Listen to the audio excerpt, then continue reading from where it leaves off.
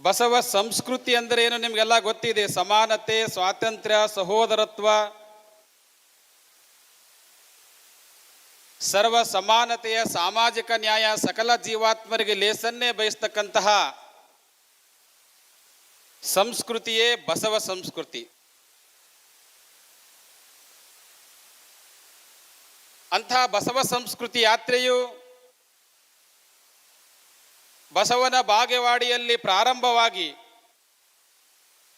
ಪ್ರತಿಯೊಂದು ಜಿಲ್ಲೆಯಲ್ಲಿಯೂ ಯಶಸ್ವಿಯಾಗಿ ಅದ್ಧೂರಿಯಾಗಿ ನಿಮ್ಮೆಲ್ಲರ ಭಕ್ತಿಯ ಉತ್ಸಾಹದೊಡನೆ ಸಂಪೂರ್ಣವಾಗಿ ಯಶಸ್ವಿಯಾಗಿದೆ ಅಂತ ಕಂಡು ಬರ್ತಾ ಇದೆ.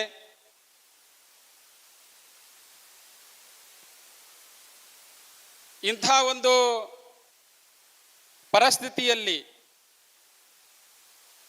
ಅನೇಕ ಗೊಂದಲಗಳ ಮಧ್ಯೆ, ಅನೇಕ ಸಾಮಾಜಿಕ, ರಾಜಕೀಯ, ಧಾರ್ಮಿಕ ಅನೇಕ ಗೊಂದಲಗಳ ಮಧ್ಯೆ ನಮ್ಮ ಹಿರಿಯ ಪೂಜ್ಯರೆಲ್ಲರೂ ಜನಜಾಗೃತಿ ಮೂಡಿಸುವ ಸಲುವಾಗಿ ಇಂಥ ಯಾತ್ರೆಯನ್ನು ತೆಗೆದಿದ್ದಾರಲ್ಲ, ಇದು ಬಹಳ ಶ್ರೇಷ್ಠವಾಗಿರುವಂಥ ಹೆಜ್ಜೆ ಅಂತ ನನಗನ್ನಿಸ್ತಾ ಇದೆ. ಇವತ್ತು ನನಗೆ ಕೊಟ್ಟಿರುವಂಥ ವಿಷಯ, ಶಿವಚಿಂತೆ ಶಿವಜ್ಞಾನವಿಲ್ಲದ ಮನುಜರು ಸಗಣಕ್ಕೆ ಸಾಸಿರ ಹುಳು ಹುಟ್ಟವೇ ದೇವ, ಕಾಡ ಮೃಗ ಒಂದಾಗಿರಲಾಗದೆ ದೇವ, ಊರ ಮೃಗ ಒಂದಾಗಿರಲಾಗದೆ ಹರನೆ, ನಮ್ಮ ಕೂಡಲ ಸಂಗನ ಶರಣರಿಲ್ಲದ ಊರು ದೇಶ ವನವಾಸ ನರವಿಂದೆ ಕಾಣಿರಣ್ಣ ಅಂತ ಗುರು ಬಸವಣ್ಣನವರು ಹೇಳಿದ್ದಾರೆ. ಬಹುತೇಕ ನಿಮ್ಮೆಲ್ಲರಿಗೂ ಈ ವಚನದ ಅರ್ಥ ನನಗಿಂತಲೂ ಚೆನ್ನಾಗಿ ನಿಮಗೆಲ್ಲ ಗೊತ್ತಿದೆ ಅಂತ ನನಗನ್ನಿಸ್ತಾ ಇದೆ. ಈ ವಿಷಯ ಹೇಳೋಕ್ಕಿಂತ ಮುಂಚೆ ಈ ಯಶಸ್ವಿಯಾಗಿ ನಡೆದಿರುವ ಅಭಿಯಾನವನ್ನು ಕಂಡು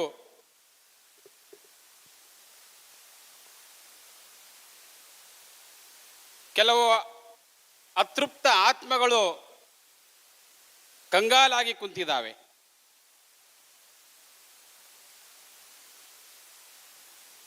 ಯಾಕಂದ್ರೆ ತುಂಬಾ ಯಶಸ್ವಿಯಾಗಿ ನಡೆದಿದೆ. ಮಾವೋ ಸೆ ತುಂಗ್ ಅಂತ ಒಬ್ಬ ಮಹಾನ್ ಕ್ರಾಂತಿಕಾರಿ ಒಂದು ಮಾತನ್ನ ಹೇಳ್ತಾನೆ. ಬಹಳ ಸುಂದರವಾಗಿರ್ತಕ್ಕಂಥ ಮಾತು, ಬಹಳ ಸತ್ಯವಾಗಿರ್ತಕ್ಕಂಥ ಮಾತು. ನಿಮ್ಮ ಶತ್ರು ನಿಮ್ಮನ್ನು ಪರಿಗಣಿಸದಿದ್ದರೆ ನೀವು ತುಂಬಾ ಹಿಂದೆ ಇರುವಿರೆಂದು ಅರ್ಥ. ನಿಮ್ಮ ಶತ್ರು ನಿಮ್ಮನ್ನು ಪರಿಗಣಿಸದಿದ್ದರೆ ನೀವು ತುಂಬಾ ಹಿಂದೆ ಇರುವಿರೆಂದು ಅರ್ಥ. ನಿಮ್ಮ ಶತ್ರು ನಿಮ್ಮನ್ನು ಪರಿಗಣಿಸಿದರೆ ಮತ್ತು ನಿಮ್ಮನ್ನು ಟೀಕಿಸಿದರೆ ನೀವು ಆತನ ಸರಿ ಸಮಾನರಾಗಿರುವೆಂದು ಅರ್ಥ. ಇಷ್ಟಕ್ಕೆ ಮುಗಿದಿಲ್ರಿ, ಅದು ಮುಂದೆ ಹೇಳ್ತಾರ ಅವರು.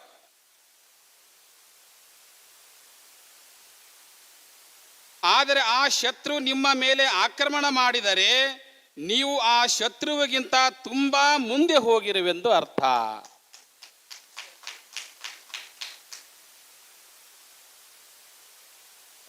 ಈಗ ಇದನ್ನ ನೀವು ಯಾವ ರೀತಿ ನೋಡ್ತಾ ಇದ್ದೀರಿ ಅನ್ನೋದನ್ನ ಕಾಣಬಹುದು. ಇದು ತುಂಬಾ ಮುಂದೆ ಹೋಗಿರ್ತಕ್ಕಂಥದ್ದು. ಇದನ್ನ ಯಾರು ಕೂಡ ನಿಲ್ಲಿಸೋದಕ್ಕೆ ಸಾಧ್ಯ ಇಲ್ಲ. ಯಾರು ಕೂಡ ಎಷ್ಟೇ ಪ್ರಯತ್ನ ಮಾಡಿದರೂ ಇದು ಹಿಂದೆ ಸಾಧ್ಯ ಇಲ್ಲ. ಯಾಕಂತಂದರೆ ಇಲ್ಲಿ ಸತ್ಯ ಇದೆ, ಇಲ್ಲಿ ನಿಷ್ಠೆ ಇದೆ, ಇಲ್ಲಿ ಪ್ರಾಮಾಣಿಕತೆ ಇದೆ, ಇಲ್ಲಿ ಶರಣರ ಸಾಮಾಜಿಕ ಪರಿವರ್ತನೆಯ ಅನುಭಾವಿಗಳ ಕ್ರಾಂತಿಯ ಹೃದಯದ ನುಡಿಗಳು ಇಲ್ಲಿವೆ. ಹೀಗಿರುವುದರಿಂದ 12ನೇ ಶತಮಾನದಿಂದ ಇಲ್ಲಿವರೆಗೂ ಎಷ್ಟೋ ಶತ್ರುಗಳು ಇದರ ಮೇಲೆ ನಿರಂತರ ಆಕ್ರಮಣವನ್ನು ಮಾಡ್ತಾ ಬಂದಿದ್ದಾರೆ. ಎಷ್ಟು ಇದನ್ನ ಒತ್ತಬೇಕಂತ ಇದ್ದಾರೆ, ಎಷ್ಟು ತುಳಿಯಬೇಕಂತ ಇದ್ದಾರೋ ಅಷ್ಟು ಇದು ಮೇಲೆ ಮೇಲೆ ಬರ್ತಾ ಇದೆ.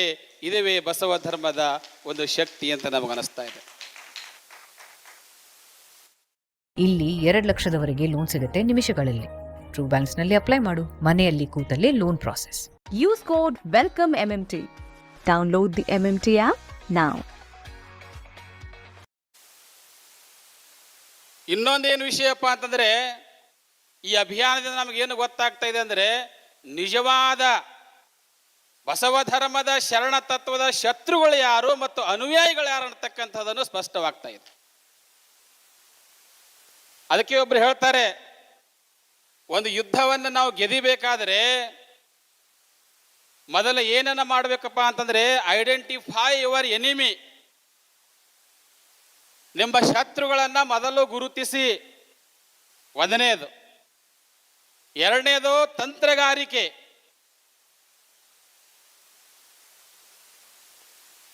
ಇವೆರಡು ಯಾರಲ್ಲಿ ಇದಾವೆಯೋ ಅವರು ಯುದ್ಧವನ್ನ ಗೆಲ್ತಾರೆ. ಯಾವುದೇ ಪ್ಲಾನ್ ಇರಲಾರ್ದೆ, ರಣನೀತಿ ಇರಲಾರ್ದೆ, ಯುದ್ಧ ನೀತಿ ಇರಲಾರ್ದೆ ನೀವು ಲಕ್ಷ ಲಕ್ಷ ಸೈನ್ಯವನ್ನು ತೆಗೆದುಕೊಂಡು ಹೋದರೆ ಸಹಿತ ಅಲ್ಲಿ ಸೋಲ್ಬೇಕಾಗುತ್ತೆ.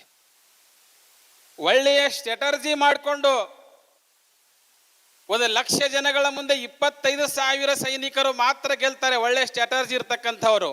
ಅಂಥ ಒಳ್ಳೆ ತಂತ್ರಗಾರಿಕೆ ಈ ಒಳ್ಳೆ ಕಾರ್ಯಕ್ಕಾಗಿ ನಮ್ಮ ಪೂಜ್ಯರೆಲ್ಲರೂ ನಿರ್ಮಾಣ ಮಾಡಿದ್ದಾರೆ.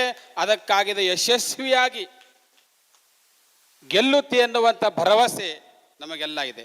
ಇದು ಯಾರನ್ನೋ ತುಳಿಯಬೇಕಂತಲ್ಲ, ಯಾರನ್ನೋ ವಿರೋಧಿಸಬೇಕಂತಲ್ಲ, ಯಾರನ್ನೋ ಹೀಯಾಳಿಸಬೇಕಂತಲ್ಲ. ಅಂಥ ಯಾವುದೇ ದುರುದ್ದೇಶಗಳನ್ನು ಇಟ್ಟುಕೊಳ್ಳದೆ ಸರ್ವ ಜನಾಂಗದ ಶಾಂತಿಯ ತೋಟ, ವಿಶ್ವ ಮಾನವತೆಯ ಕಡೆಗೆ ಇವ ನಾರವ ಎಂದೆನಿಸದೆ ಇವ ನಮ್ಮವ ಎಂದೆನಿಸುವಂತಹ ವಿಶ್ವ ಭಾತೃತ್ವದ ವಿಚಾರಗಳನ್ನು ಬಿತ್ತುವ ಸಲುವಾಗಿ ಈ ಯಾತ್ರೆ ನಡೀತಾ ಇದೆ. ಅದು ಯಾರಿಗೆ ತಿಳಿತಾ ಇಲ್ಲ, ಅವರಿಗೆ ಕಣ್ಣಿಗೆ ಕಾಮಾಲೆಯಾಗಿದೆ ಅಂತ ತಿಳ್ಕೋಬೇಕು ನಾವು. ಯಾಕಂದರೆ ಸಮಾಜದಲ್ಲಿ ಸಮಸ್ಯೆ ಒಂದು ಕಡೆ ಇದ್ದರೆ ಸಮಾಧಾನ ಇನ್ನೊಂದು ಕಡೆ ಹುಡುಕ್ತಾ ಇದ್ದಾರೆ. ಒಂದ್ಸಲ ಏನಾಗಿತ್ತು, ಒಬ್ಬ ರಾಜ ಅರಣ್ಯದಲ್ಲಿ ಬೇಟೆಯಾಡಕ್ಕೆ ಹೋಗ್ತಾನೆ. ಅವನ ಜೊತೆಗೆ ಮಂತ್ರಿಯೂ ಹೋಗಿರ್ತಾನೆ. ಬೇಟೆಯಾಡಲು ಹೋದಾಗ ರಾಜನ ಕಾಲಿಗೆ ಮುಳ್ಳು ಚುಚ್ಚುತ್ತೆ. ಅವನ ಕಾಲಲ್ಲಿ ಮುಳ್ಳು ಮುರಿದಾಗ ಕಾಲು ನೋವಾಗಿ ಅವನು ಅಲ್ಲೇ ಬಿದ್ದು ಬಿಡ್ತಾನೆ, ಅಲ್ಲೇ ಕುಳಿತು ಬಿಡ್ತಾನೆ. ಆಗ ಮಂತ್ರಿ ಕೇಳ್ತಾನೆ, ರಾಜರೇ ಏನಾಯ್ತು ನಿಮಗೆ? ರಾಜ ಹೇಳಿದ್ರೆ, ನನ್ನ ಕಾಲಲ್ಲಿ ಮುಳ್ಳು ಮುರಿದಿದೆ, ತುಂಬಾ ನೋವಾಗ್ತಾ ಇದೆ, ಏನಾದರೂ ಒಂದು ಔಷಧಿಯನ್ನು ತಂದು ಹಚ್ಚು ಅಂತ ಕೇಳ್ತಾನೆ. ಆಗ ಮಂತ್ರಿ ಅಲ್ಲಿಂದ ಒಂದು ಗಿಡದ ತಪ್ಪಲನ್ನು ತಂದು ಅದನ್ನು ಹಿಂಡಿ ರಸ ತೆಗೆದು ಆ ರಾಜನ ಹತ್ರ ಬಂದು ರಾಜನೇ ಕೇಳ್ತಾ ಇದ್ದಾನೆ, ಎಲ್ಲಿ ನೋವಾಗ್ತಾ ಇದೆ, ಎಲ್ಲಿ ಮುಳ್ಳು ಮುರಿದಿದೆ? ನನ್ನ ಕಾಲಲ್ಲಿ ಮುರಿದಿದೆ, ಕಾಲಲ್ಲಿ ನೋವಾಗ್ತಾ ಇದೆ ಅಂದಾಗ ಆ ಮಂತ್ರಿ ಆ ರಾಜನ ಕಾಲಿಗಲ್ಲ, ರಾಜನ ಕಣ್ಣಿಗೆ ಔಷಧಿಯನ್ನು ಹಚ್ಚಲು ಹೋಗ್ತಾನೆ. ರಾಜನ ಕಣ್ಣಿಗೆ ಔಷಧ ಹಚ್ಚಲು ಹೋದಾಗ ರಾಜ ಅಂತಾನೆ, ಮಂತ್ರಿ ಏನ್ ತಲೆಗಿಲೆ ಕೆಟ್ಟಿದೆ ನಿಂದು, ಮುಳ್ಳು ಮುರಿದೈತಿ ಕಾಲಿನೊಳಗ, ನೀನು ಔಷಧಿಯನ್ನ ಕಣ್ಣಿಗೆ ಹಚ್ತಾ ಇದೆಯಲ್ಲ ಅಂದಾಗ ಮಂತ್ರಿ ಎಂತಹ ಸುಂದರವಾಗಿರುವಂತ ಉತ್ತರ ಕೊಡ್ತಾನೆ, ರಾಜರೇ ಕಾಲಿಗೆ ಮುಳ್ಳು ಮುರಿದುದು ಕಾಲಿನ ತಪ್ಪಲ್ಲ, ನಿಮ್ಮ ಕಣ್ಣಿನ ತಪ್ಪು ಅಂತ ಹೇಳ್ದ. ಕಾಲಿಗೆ ಕಣ್ಣು ಇರುವುದಿಲ್ಲ, ನಿಮ್ಮ ಕಣ್ಣುಗಳೇನಾದರೂ ಸರಿಯಾಗಿ ದಾರಿ ನೋಡಿ ನಡೆದಿದ್ದರೆ ಕಾಲಿಗೆ ಮುಳ್ಳು ಮುರಿತಿರಲಿಲ್ಲ.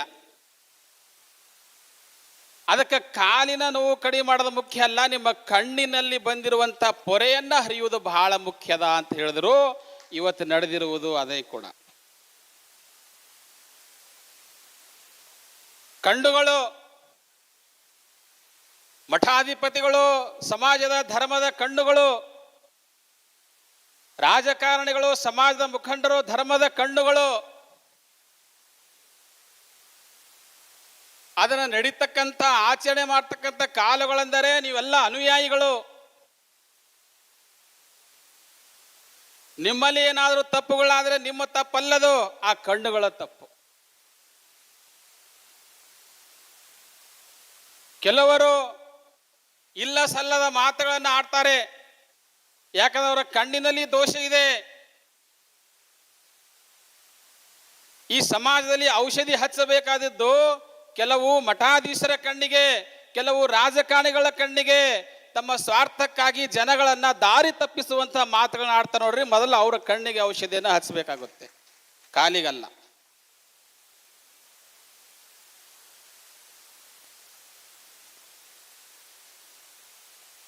ಅದಕ್ಕಾಗಿ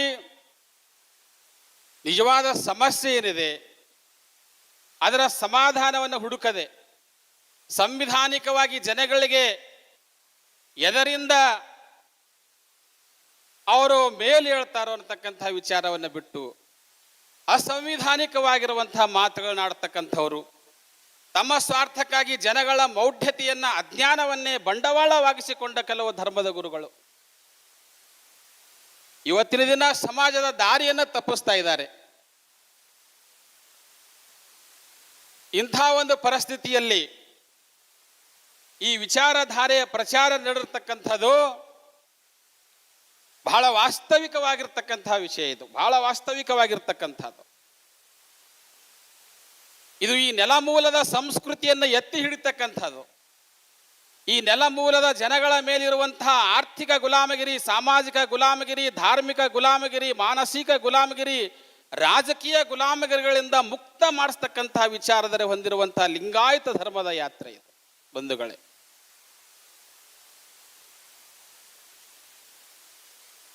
ಆ ಕಾರಣವಾಗಿ ನಾವುಗಳು ಇಲ್ಲೇನು ಎಲ್ಲ ಪೂಜ್ಯರು ಬರ್ತಾ ಇದ್ದಾರೆ. ಯಾಕಂದ್ರೆ ಒಬ್ಬರು ಮಾತನ್ನ ಕೇಳಿದೆ, ಒಂದ್ಸಲ ಓದೆ, ಸಣ್ಣ ಸಣ್ಣ ಸ್ವಾಮೀಜಿಗಳೆಲ್ಲ ಹೆದರಿಸಿ ಬೆದರಿಸಿ ಈ ಕಾರ್ಯಕ್ರಮಕ್ಕೆ ಕರೀತಾ ಇದ್ದಾರೆ ಅಂತಂದ್ರೆ ಒಬ್ಬರು. ನಾವೆಲ್ಲ ಏನು ಬರ್ತಾ ಇದ್ದೇವೆ, ನಾವೆಲ್ಲರೂ ಬಸವನ ಅನುಯಾಯಿಗಳು, ಬಸವ ನಮ್ಮ ತಂದೆ, ನಮ್ಮ ತಂದೆಯ ಕಾರ್ಯಕ್ಕೆ ನಾವು ಬರ್ತಾ ಇದ್ದೇವೆ. ಯಾರೋ ಕರೀತಾ ಇಲ್ಲ ಅಥವಾ ಯಾರೋ ದಕ್ಷಿಣ ಕೊಡ್ತಾ ಇಲ್ಲ, ಯಾವುದೇ ರಾಜಕಾರಣಿಗಳು ಬಂದು ನಮಗೇನು ಹೇಳಿಲ್ಲ, ಇದು ಯಾವುದೇ ಪಕ್ಷವಲ್ಲ, ಯಾವುದೇ ರಾಜಕೀಯ ದುರುದ್ದೇಶಗಳು ಇದರಲ್ಲಿಲ್ಲ. ನಾವೆಲ್ಲರೂ ತನುಮನ ಧನದಿಂದ ಸ್ವಖರ್ಚಿನಿಂದ ಬಂದು ಇಲ್ಲಿ ಸೇವೆಯನ್ನ ಮಾಡ್ತಾ ಇದ್ದೇವೆ. ಈ ಯಶಸ್ವಿಯನ್ನು ಸಹಿಸದವರು ಅಂತ ಮಾತನಾಡ್ತಾರೆ ನೋಡ್ರಿ, ಅವರ ಕಣ್ಣಿಗೆ ಪೊರೆ ಬಂದಿದೆ, ಅದರ ಆಪರೇಷನ್ ಆಗಬೇಕಾಗಿದೆ ಬಂಧುಗಳೇ. ಅದು ಈ ಸಮಾಜವೇ ಮಾಡಬೇಕು. ಅದೆಲ್ಲ ನಿಮ್ಮ ಮೇಲೆ ಬಿಟ್ಟಿರ್ತಕ್ಕಂಥ ವಿಚಾರ. ಸತ್ಯ ಅಸತ್ಯವನ್ನು ಕಾಣ್ತಕ್ಕಂಥವ್ರು ನೀವು ನಮಗಿಂತಲೂ ಸ್ಪಷ್ಟವಾಗಿ ನಿಮಗೆ ಕಾಣ್ತಾ ಇದೆ.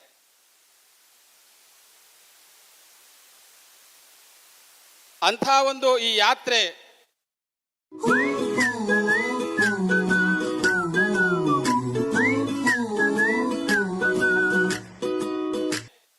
ಸಂಪೂರ್ಣವಾಗಿ ಯಶಸ್ವಿಯಾಗಿ ಇಲ್ಲಿ ನಡೀತಾ ಇದೆ. ಇದರಲ್ಲಿ ವಿಶೇಷವಾಗಿ ನಮ್ಮ ಯುವಕರನ್ನ ನಾನು ಆಹ್ವಾನ ಮಾಡ್ತಾ ಇದ್ದೇನೆ.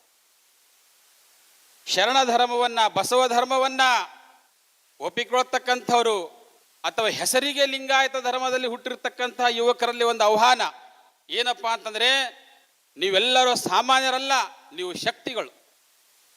ನೀವು ಅಂತಿಂಥ ಶಕ್ತಿಗಳಲ್ಲ. ನೀವೆಲ್ಲ ಏನಿದ್ದೀರಪ್ಪ ಅಂತಂದ್ರೆ ನೀವು ಮಿಸೈಲ್ಗಳಿದ್ದೀರಂತ. ಮಿಸೈಲ್ ಅಂದ್ರೆ ಗೊತ್ತಾಗ್ತಲ್ರಿ, ಯುದ್ಧದಲ್ಲಿ ಉಪಯೋಗ ಮಾಡ್ತಾರೆ ನೋಡ್ರಿ. ಮಿಸೈಲ್ ಹಾಕಿದರು, ಮಿಸೈಲ್ ಹಲ್ಲೆ ಮಾಡಿದರು ಅಂತಾರೆ. ಅಂದ್ರೆ ಬಾಂಬ್ ಅಂತಾರ. ಒಬ್ಬ ಯುವಕ ಅಂದ್ರೆ ಒಂದು ಮಿಸೈಲ್ ಇದ್ದ ಹಾಗೆ. ಆದರೆ ಬಹಳ ಬೇಸರ ದುಃಖದ ಸಂಗತಿಯಪ್ಪ ಅಂತಂದ್ರೆ, ನಮ್ಮ ಲಿಂಗಾಯತ ಯುವಕರು, ಲಿಂಗಾಯತ ಮಿಸೈಲ್ಗಳು ಮಿಸ್ಗೈಡೆಡ್ ಮಿಸೈಲ್ಗಳಾಗಿದ್ದಾವೆ, ಗುರಿ ತಪ್ಪಿದ ಮಿಸೈಲ್ಗಳು. ಯಾಕಂದ್ರೆ ಯಾರು ಶತ್ರುಗಳು ಯಾರು ಮಿತ್ರ ಅನ್ನುವಂಥ ಅರಿವಿಲ್ಲದವರು.